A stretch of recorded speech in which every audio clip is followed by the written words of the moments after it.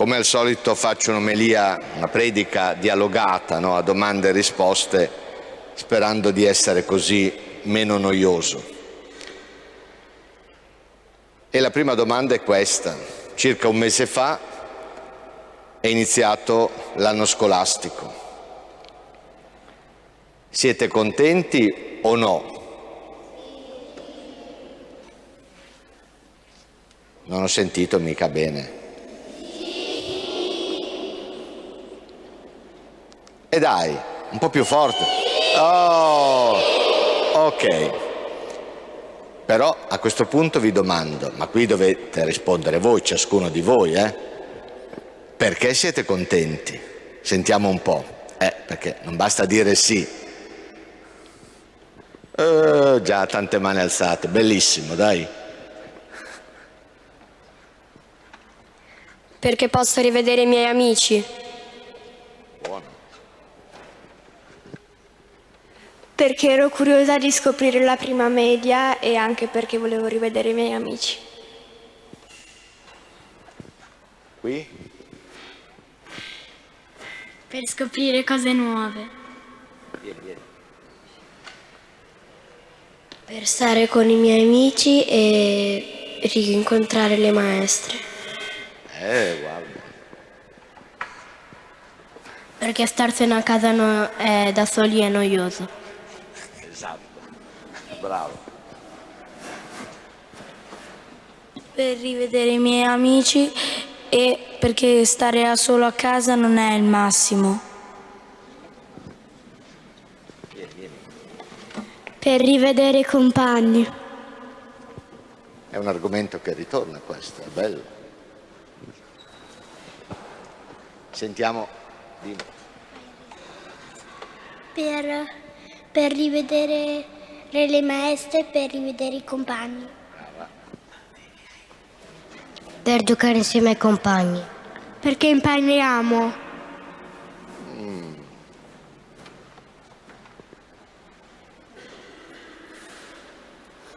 Per rivedere la chiesa.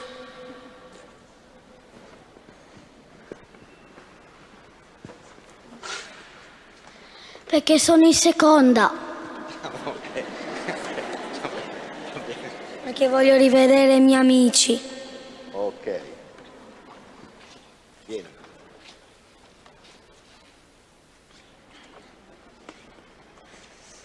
Per imparare le cose nuove. Mamma mia. Per rivedere i miei amici. Per rivedere i miei amici e imparare cose nuove.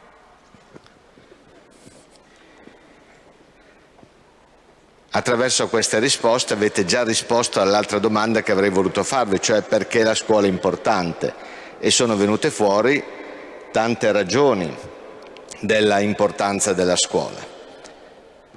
Vi faccio allora la terza domanda. Che cos'è che vi diverte di più e che cos'è che vi annoia di più quando andate a scuola? Magari vi divertite solo, vi annoiate solo, però... Giocare con i miei amici e svegliarsi alle 8. Cioè, giocare con i tuoi amici è la cosa divertente. Svegliarsi alle 8, un po' meno? Alle 7. Alle 7. A che ora inizia la scuola? Alle 6. Alle 7. Ah, dipende. In classe alle 8:20, poi gli arrivi sono diversi. Giocare con i miei amici e... È quello che ti diverte. C'è Sì. qualcosa di annoiante? Sì, alzarsi alle 7. Stare con i miei amici e alzarsi alle 7 anch'io. Alzarsi è sempre un problema. Giocare con i miei amici e fare i compiti. Giocare con i tuoi amici è la parte... divertente. Fare i compiti noiosa. un po' meno. Ok. Giocare con i miei amici e fare i compiti. Più o meno.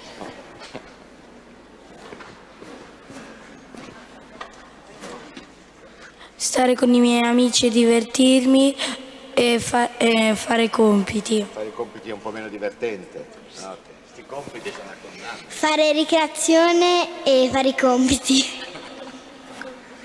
Fare ricreazione e ci danno troppi compiti per me. E subito l'applauso qua.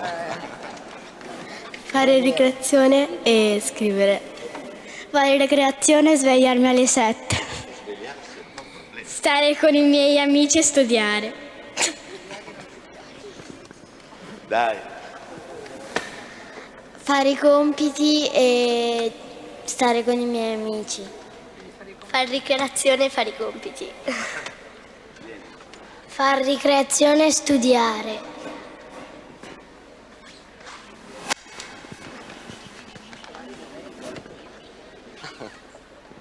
Dai. Studiare e stare con i miei amici. Fare i compiti e fare ricreazione. Svegliarsi alle 7 e stare con i compagni. Svegliarsi alle 7 e giocare con i miei compagni. Mi sa che qui oramai si sta ripetendo la cosa, eh? Cioè fare i compiti, alzarsi presto, insomma non è la parte migliore della giornata, ma Stare con i miei amici e svegliarmi presto. Stare con i miei amici e svegliarsi presto. più o meno. Stare con i miei amici e andare a scuola. Cioè vorresti stare con gli amici senza andare a scuola? Sì. Pranzare e studiare. Sì, pranzare. Sta a mangiare. A fare ricreazione e studiare. Pranzare e studiare. Ok, direi che abbiamo capito, no? Perché Fare ricreazione e fare anche i compiti.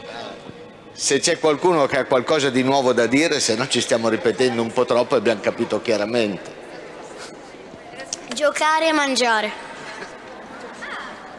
Sono le due cose divertenti. Giocare con i miei amici e non stare con i genitori.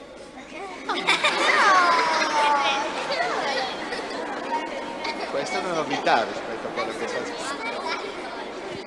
Perché è un po' noioso stare con i genitori? No, a me piace. Ah, ti piace? Ah, ok. Fare merenda e svegliarmi. È la cosa più brutta svegliarmi alle 7. Bruttissima, mamma mia. Fare ricreazione e matematica. Ma la matematica ti piace o no? No. No. Fare ricreazione e svegliarmi alle 6. Fare ricreazione e fare italiano. Va bene, abbiamo capito un po'. Ancora uno, però più o meno sono le stesse cose. Non dormire e giocare fuori. Ok, va bene, sì. Vabbè, ancora uno, dai. Stare a scuola e stare a casa a dormire. Ah, ok, va bene. Più o meno abbiamo capito le ragioni che rendono piacevole o un po' meno piacevole la scuola. Partiamo però invece adesso dal Vangelo di oggi. Gesù ha detto che è cosa buona chiedere delle cose a Dio, la cosiddetta preghiera di domanda. È una preghiera importante, quella con cui chiediamo delle cose a Dio, perché ci aiuta a capire che cosa è importante per noi, che cosa conta per noi. Se io chiedo a Dio una certa cosa, vuol dire che quella cosa per me è importante. E allora la domanda è questa: che cosa chiedereste, che cosa chiedete oggi a Dio? Di passare un bel anno scolastico. Di vivere la vita sempre felice.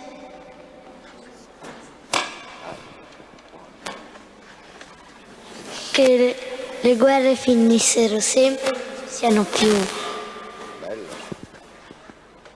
Che la guerra finisse e che stassero tutti in pace. Che la guerra finisse. Che ci sia la pace nel mondo. Che ci sia la pace nel mondo. Che ci sia la pace nel mondo. Che smettessero le guerre e che arrivasse la pace nel mondo. Che ci sia la pace nel mondo. Di vivere una vita felice. Che ci sia la pace nel mondo.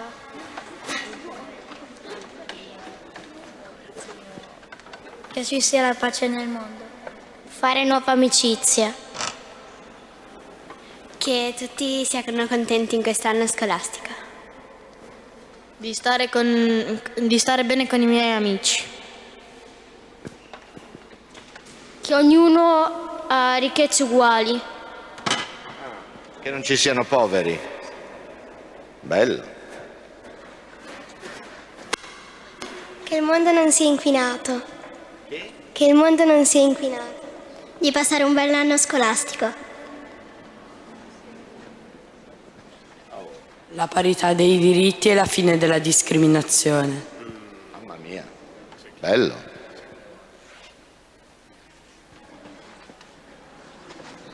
Che dopo tutti stiano bene in questo anno scolastico.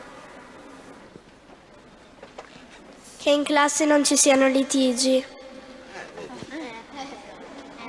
Perché a volte capitano, qualche volta sì, è normale.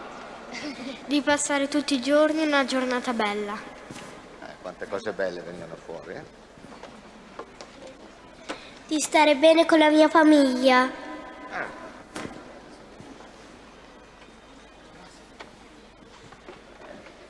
Di trovare un modo per ridurre l'inquinamento. La cura del creato, bello. Che tutte le persone siano in salute.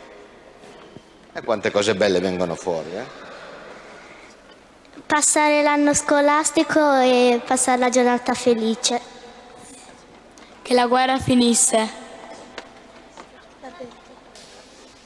Che la guerra finisce. Di non uccidere gli animali e di non inquinare le piante. Che la guerra finisca. Vieni. Non uccidere gli animali e non inquinare le piante.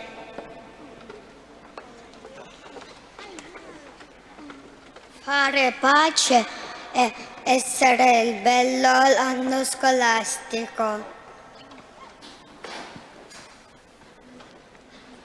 Che nessuno sia triste. Che nessuno sia triste. Bello.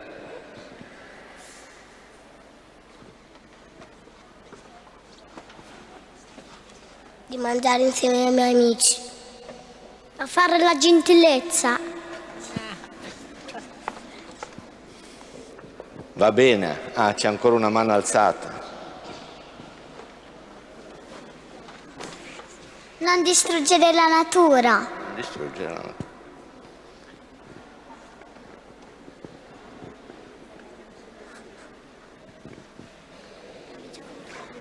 Che ci sia la pace nel mondo. Vieni. Che ci sia solo la pace nel mondo e che nessuno soffria fame. Che ci sia la pace nel mondo.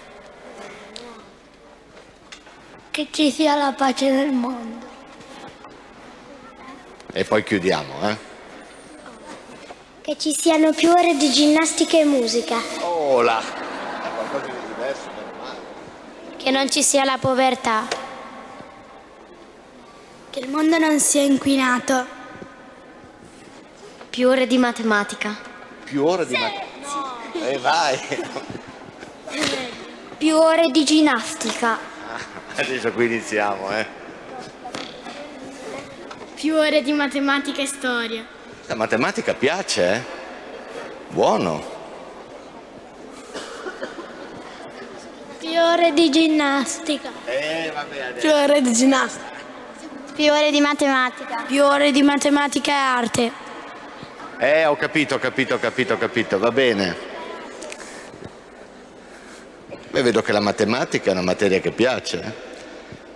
Va bene.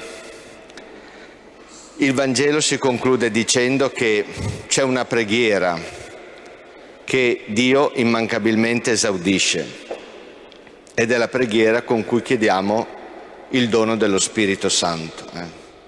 Lo Spirito Santo è la luce di Dio, è la forza di Dio, è l'amore di Dio. Luce per capire la strada giusta da percorrere, forza per percorrere questa strada giusta e poi l'amore per dirci che in qualunque situazione della vita possiamo trovarci, siamo amati da un Padre, Dio.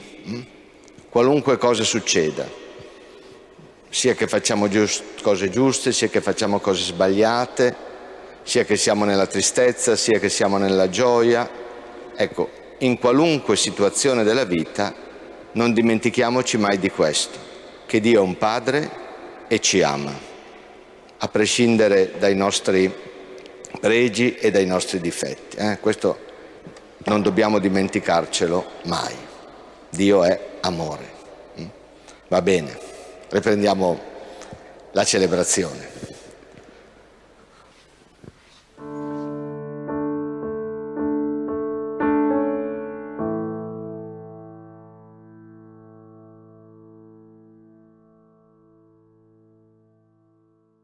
Le parole che Maria rivolge sono quelle contenute nel Vangelo.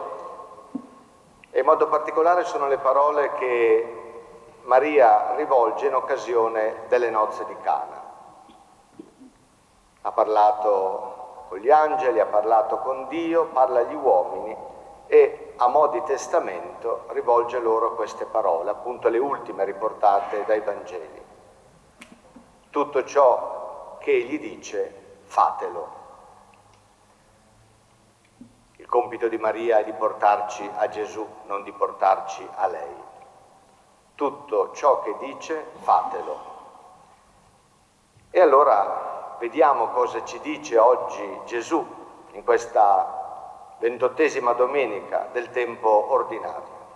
Ripercorriamo quindi la parabola. Si parla di un banchetto di nozze organizzato da un re per il proprio figlio che si sposa. Questo re rappresenta Dio Padre, il figlio rappresenta Gesù. E questo banchetto di nozze che cosa rappresenta? Rappresenta il regno dei cieli, perché Matteo usa questa espressione, non regno nei cieli, quasi fosse un regno nell'aldilà, ma regno dei cieli, e cioè a dire quella società alternativa che Gesù è venuto ad inaugurare nella sua persona, alternativa perché fondata su valori alti rispetto a quelli abitualmente praticati dai figli di Adamo. È quella società in cui l'accumulo cede il posto alla condivisione, in cui il dominio sull'altro cede il posto al servizio a favore dell'altro, in cui la vendetta cede il posto al perdono, in cui lo sguardo giudicante cede il posto allo sguardo benevolente, in cui lo sfruttamento del creato cede il posto alla cura del creato. Ecco, questo è il regno dei cieli. E qui è rappresentato da questo banchetto di nozze, perché chi appartiene a questo regno fa esperienza di festa, cioè a dire fa esperienza di una vita vera, buona, bella, realizzata, consistente. Appunto fa l'esperienza di una festa. Cosa fa questo re? Invita, dice il Vangelo, invita alcuni personaggi importanti, sono invitati speciali. Lo fa per ben 2 volte. Alla prima riceve un rifiuto Anche alla seconda volta però riceve un rifiuto. Chi sono questi personaggi importanti, questi invitati speciali?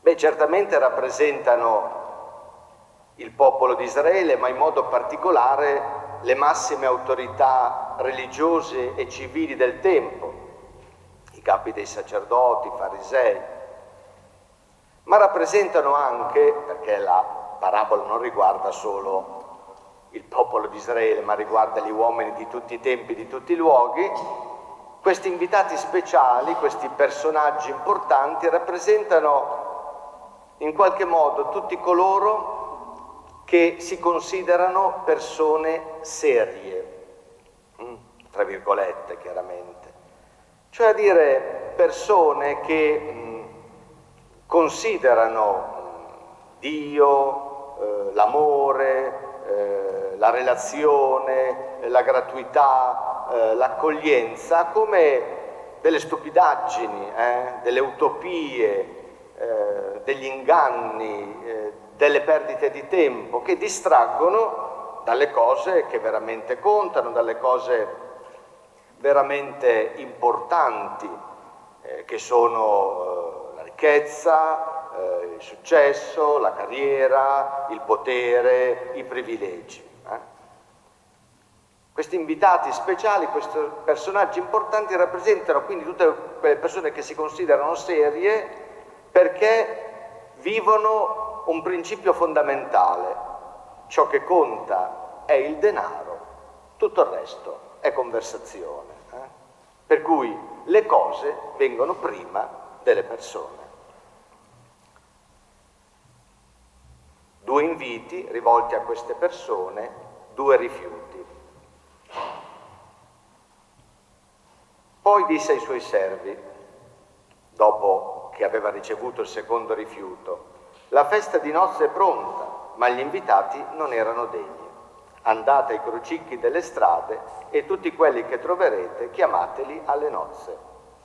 Usciti per le strade, quei servi radunarono tutti quelli che trovarono, cattivi e buoni, e la sala delle nozze si riempì di commensali.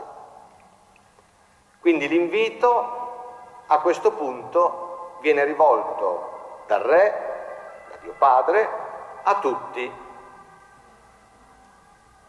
con tanti significati. Il primo significato è che il regno di Dio non è più appannaggio di un popolo, ma è offerto, popolo ebreo, ma è offerto a tutti i popoli, di tutti i tempi, di tutti i luoghi. Secondo, che questo invito è rivolto innanzitutto agli emarginati, agli scartati, agli invisibili, a quelli che non contano nulla agli occhi del mondo. Loro diventano gli invitati privilegiati, gli invitati importanti. E terzo, lo avete sentito, l'invito viene rivolto a cattivi e buoni. Gesù dice addirittura prima i cattivi, cioè l'invito è rivolto a tutti, nessuno escluso. La santità non è quindi per Gesù la condizione di partenza, la santità è il punto di arrivo. Dio non esclude nessuno dal suo amore, nessuno. E noi dobbiamo fare altrettanto se vogliamo essere figli di questo Padre che è nei cieli. Il re entrò per vedere i commensali e gli scorse un uomo che non indossava l'abito nuziale. Era tradizione, quando si andava ad una festa di nozze, ricevere all'ingresso uno scialle da mettere sulle spalle, segno della festa. Gli disse a questo tale che non aveva l'abito nuziale, non aveva questo scialle sulle spalle, disse: amico, come mai sei entrato qui senza l'abito nuziale? Quello ammutolì. Allora il re ordinò ai servi: legatelo mani e piedi e gettatelo fuori nelle tenebre. Là sarà pianto e stridore di denti, perché molti sono chiamati, ma pochi eletti. Qual è il significato? Qual è il messaggio? Qual è l'insegnamento? È questo, che l'invito ad entrare nel regno, quella società alternativa di cui vi ho parlato prima, è un invito rivolto a tutti. Ma per appartenere a questo regno e quindi fare l'esperienza di una vita vera, bella, buona, riuscita, realizzata, fare l'esperienza insomma della festa, per appartenere a questo regno non basta accogliere l'invito, occorre assumere le logiche che sono proprie di questo regno, occorre indossare la veste nuziale. E questa veste nuziale è una persona, questa veste nuziale è Cristo. E allora indossare la veste nuziale per poter appartenere al regno e fare l'esperienza della festa significa avere gli stessi sentimenti di Gesù, significa pensare i pensieri di Gesù, significa essere eco delle sue parole, significa spargere nel mondo i gesti di Gesù, significa preferire coloro che Gesù preferiva, significa respirare Gesù. Questo è l'abito nuziale e solo avendo questo abito, solo assumendo le logiche del regno, allora faremo esperienza di questo regno, faremo esperienza di festa. E allora concludo con una domanda che ciascuno di noi è chiamato a fare a se stesso. Qual è la mia risposta alla chiamata che Dio ogni giorno in Gesù mi rivolge, la chiamata al suo regno? Qual è la mia risposta? Sono uno che addirittura non accetta l'invito e se lo faccio perché lo rifiuto e se lo accetto anche di assumere le logiche del regno, oppure nella mia vita queste logiche non le sto assumendo. Accettare l'invito e assumere le logiche del regno significa fare esperienza di festa nel tempo e oltre il tempo.